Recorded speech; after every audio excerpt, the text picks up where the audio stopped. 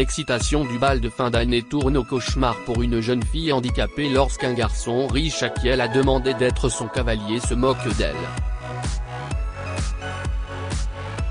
Alors qu'il est sur le point de s'en tirer, un groupe de cadets de l'académie militaire voisine intervient pour lui infliger une bonne leçon. Laurie, 17 ans, était le genre de personne qui illuminait toutes les pièces où elle entrait. Son sourire éclatant, son rire contagieux et ses grands yeux gris pétillants de confiance en soi attiraient les gens.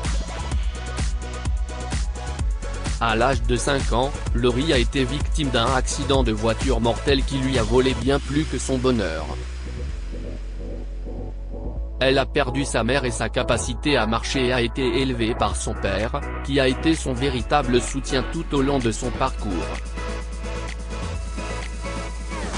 Depuis, Laurie se déplace en fauteuil roulant, mais elle n'a jamais laissé ses difficultés physiques l'empêcher de vivre pleinement sa vie.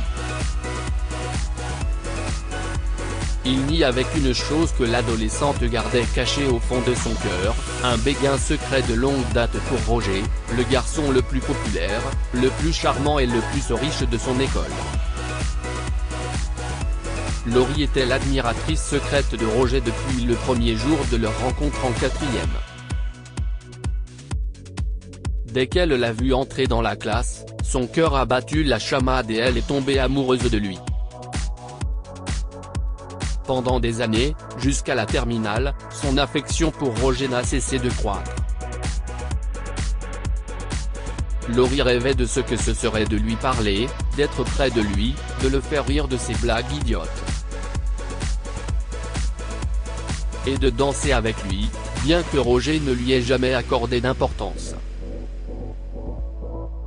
Lorsque la cloche sonna à la fin de la dernière période, Laurie rassembla ses affaires, prit une profonde inspiration et rassembla son courage pour demander à Roger d'être son cavalier pour le bal de fin d'année. Elle roula derrière lui jusqu'à la plage près de son école, et lorsqu'elle fut convaincue qu'il n'y avait personne, elle l'appela. « Hé, Roger !» cria Laurie en lui souriant alors qu'elle s'approchait de lui. « Je me demandais si tu aimerais m'accompagner au bal de fin d'année. » Un silence étrange s'abattit sur Roger, qui regarda Laurie avec dégoût. « Tu te moques de moi ?» Roger ricana. Le cœur de Laurie se brisa en 1000 morceaux, et les mots de Roger la frappèrent comme une tonne de briques. Elle ne pouvait pas croire que le garçon qu'elle avait secrètement admiré et aimé, dont elle pensait qu'il la ferait sourire, se moquerait d'elle. « Roger, je pensais que nous étions amis », a-t-elle chuchoté. « Je pensais que tu étais différent et que tu m'aimais bien. » Roger éclata d'un rire étourdissant, profitant de la domination qu'il exerçait sur la pauvre Laurie à ce moment-là. « Ami ? Et tu pensais que je t'aimais bien ? Si est une plaisanterie. » Quelle blague. Quelle stupidité de ta part de penser que je tomberais amoureux de quelqu'un comme toi. Roger, arrête. Tu me fais mal, s'écria Laurie, mais Roger n'arrête pas de la narguer. Alors que Roger continuait à se moquer de Laurie, le bruit de pas lourd qui s'approchait le fit sursauter. Un groupe de 6 jeunes cadets d'une académie militaire voisine marchait dans leur direction, et le visage de Roger devint pâle lorsqu'il réalisa qu'il était dans le pétrin. « Eh, laisse-la tranquille », cria l'un des cadets en s'approchant de Laurie. Personne ne parle à une fille comme ça. Les yeux de Roger s'écarquillèrent de peur et il faillit avoir des sueurs froides lorsque les cadets l'entourèrent, le visage sévère, exigeant une explication. Il sourit à Laurie et s'enfuit comme un lâche. En regardant Roger s'enfuir, Laurie ne put retenir ses larmes. Les mots cruels de Roger résonnaient dans sa tête tandis qu'elle regardait les cadets au visage bienveillant qui la regardaient. Eh, tu vas bien ? Dit l'un des hommes. Nous passions par là et nous avons vu le garçon te crier dessus. Tout va bien ? Laurie essaya de retenir ses larmes. Elle sentait le poids des mots cruels de Roger et l'humiliation du rejet brûler au plus profond de sa poitrine. Laurie hésita un instant, ne sachant pas si elle devait partager sa douleur avec les étrangers. Mais leur intérêt sincère l'a rassurée et elle s'est ouverte à eux. J'ai demandé à Roger d'aller au bal de fin d'année, révéla Laurie. Mais il a refusé et s'est mis à rire en disant que j'étais moche. Je me sens tellement blessée. Mais ce n'est pas grave. Si est peut être de ma faute si je l'ai aimé dès le départ. Les cadets échangèrent des regards inquiets et décidèrent qu'ils ne laisseraient pas le comportement cruel de Roger impuni. Oui, tu l'es, ajouta une autre. Où pouvons-nous trouver ce garçon, Roger ? Je pense qu'il faut qu'on ait une petite discussion d'homme à homme avec lui. Il doit être dans le gymnase, dit-elle. Mais s'il vous plaît. S'il vous plaît, ne lui faites rien. Je ne veux pas qu'il soit blessé à cause de moi. Ne t'inquiète pas, Laurie. Les cadets acquiescèrent et se dirigèrent vers le gymnase. En entrant dans le gymnase, ils ont cherché Roger et ont été distraits par le rire bruyant du garçon. Ils ont remarqué que Roger racontait à ses amis sa rencontre avec Laurie, et ils ont tous ri de bon cœur. Et elle m'a demandé d'être son cavalier au bal de promo. Elle a perdu la tête ? Cette mocheté. Le rire de Roger ralentit, et son visage pâlit lorsqu'il vit les cadets s'approcher à nouveau de lui. Qu'est-ce ce que vous faites ? Et, attendez. Arrêtez. Arrêtez. Laissez-moi partir. Écoute, mon garçon. Ton comportement envers Laurie était inacceptable. Tu ferais mieux de t'excuser auprès d'elle, ou nous devrons régler ça à notre façon.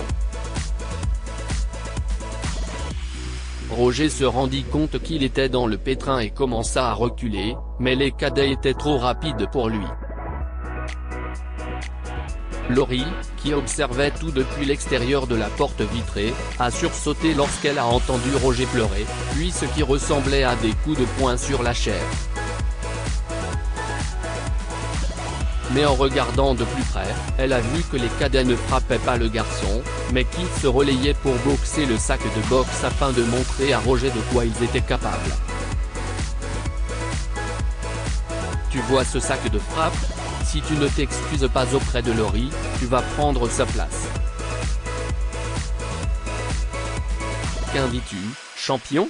T'es partant pour ce deal d'homme à homme ? Écoute, mec, dit l'un d'eux, la voix ferme mais calme.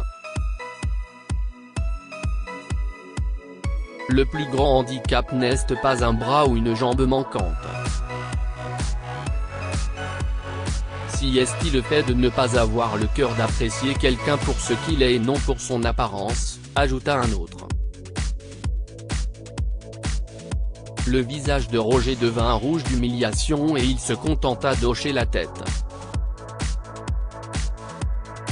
Les cadets le laissèrent partir et furent étonnés de se tourner vers Laurie, qui observait tout. Nous nous en sommes occupés. Il ne t'embêtera plus, dit l'un d'eux. Et elle. Quand as-tu dit que ton bal de fin d'année avait lieu ? 2 semaines plus tard, le bal de fin d'année battait son plein. Les étudiants se balançaient au son du jazz sur la piste de danse.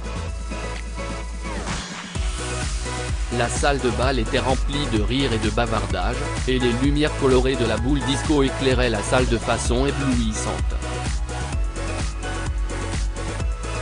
Tout le monde est bien habillé et les élèves s'amusaient avec leurs partenaires de danse.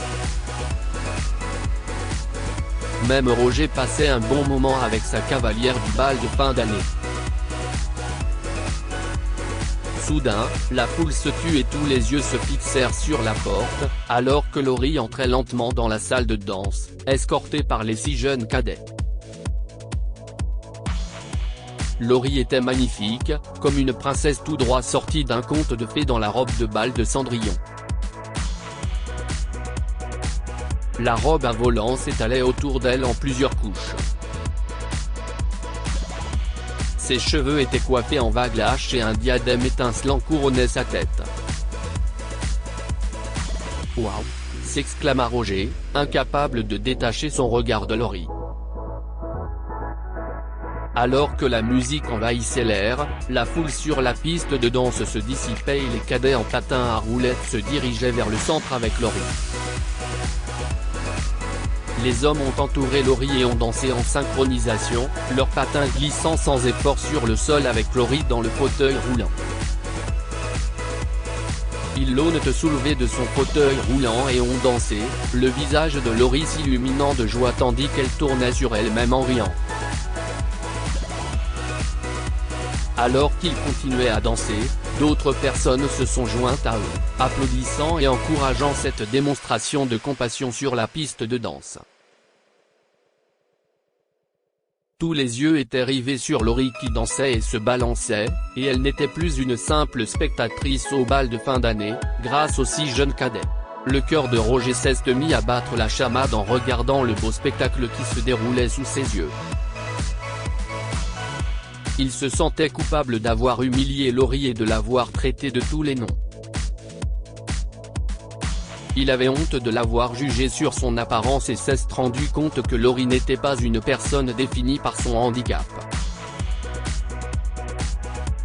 La foule fut surprise lorsque Roger s'approcha de Laurie avec un bouquet de roses. Il lui dit « Veux-tu danser avec moi, Laurie ?» sa voix dépassant à peine un murmure. « Je suis désolé. J'ai vraiment honte de m'être moqué de toi, Laurie. Je ne savais pas que tu étais vraiment cool et si belle, » ajouta-t-il alors que Laurie s'asseyait dans son fauteuil roulant et dansait en rond. La musique cessa soudainement alors que l'on annonçait la reine du bal de fin d'année. Tous les garçons et les filles croisèrent les doigts et échangèrent des regards excités lorsque le chaperon prit le micro. Mesdames et messieurs, le moment que nous attendions tous est enfin arrivé, commença le chaperon en ouvrant l'enveloppe. La soirée se termina par une surprise de taille pour Laurie. Elle a été couronnée reine du bal, et les cadets l'ont encerclée en patins, l'acclamant. Félicitations, dit Roger. Laurie sourit, ne sachant plus où donner de la tête, car elle ne s'attendait pas à ce que sa confiance en elle l'aide à triompher de ce que certains considéraient comme son défaut. Au fond d'elle-même, la jeune fille était heureuse d'avoir montré à tout le monde que les handicaps ne définissent pas les gens. Laurie rentra chez elle en souriant ce soir-là, se doutant que Roger avait quelque chose d'autre en tête. Après le bal de fin d'année, il décida de rendre visite aux 6 cadets. Roger était nerveux lorsqu'il est arrivé au campus des cadets le lendemain. Il a regardé autour de lui et a été étonné par la discipline qui y était enseignée. Il n'avait jamais été dans un tel environnement auparavant et savait que c'était là qu'il voulait être. Il se dirigea vers le groupe de 6 cadets et les remercia pour ce qu'il avait fait pour Laurie. Les hommes l'ont accueilli chaleureusement et ont été impressionnés par sa volonté de changer et d'apprécier les autres. Et comment faire pour devenir un cadet ici ? Roger exprima son intérêt pour l'académie. Je sais que ce ne sera pas facile, mais je veux le faire pour moi et pour quelqu'un que j'aime. Au fil du temps, Roger s'est lancé dans un entraînement rigoureux. Au fil des semaines et des mois, il s'est rendu compte qu'il était devenu plus discipliné et plus concentré et qu'il commençait à voir le monde différemment. Le travail acharné de Roger a fini par payer. Il est devenu cadet et a gagné le respect et l'amour de ses pairs. De manière assez surprenante, il a également regagné l'attention de Laurie.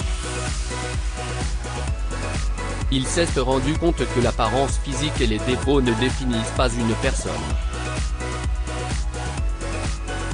Il ne voyait plus Laurie comme la fille en fauteuil roulant, mais comme quelqu'un de vraiment spécial qui méritait tout le bonheur et l'amour du monde.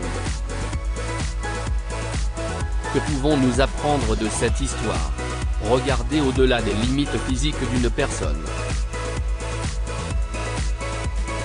Respectez-les et considérez-les comme des personnes ayant des forces et des capacités uniques au lieu de les juger. Roger s'est moqué de Laurie lorsqu'elle lui a demandé d'être son cavalier pour le bal de fin d'année. Cependant, il a regretté son erreur et s'est senti coupable lorsqu'elle a attiré l'attention de tout le monde au bal de fin d'année. Les défauts et les handicaps ne définissent pas une personne. Bien qu'elle soit en fauteuil roulant depuis l'âge de 5 ans, Laurie n'a jamais laissé son handicap la définir. Elle était toujours pleine d'entrain et confiante, et illuminait toutes les pièces où elle allait. Dites-nous ce que vous pensez de cette histoire et partagez-la avec vos amis. Elle pourrait les inspirer et illuminer leur journée.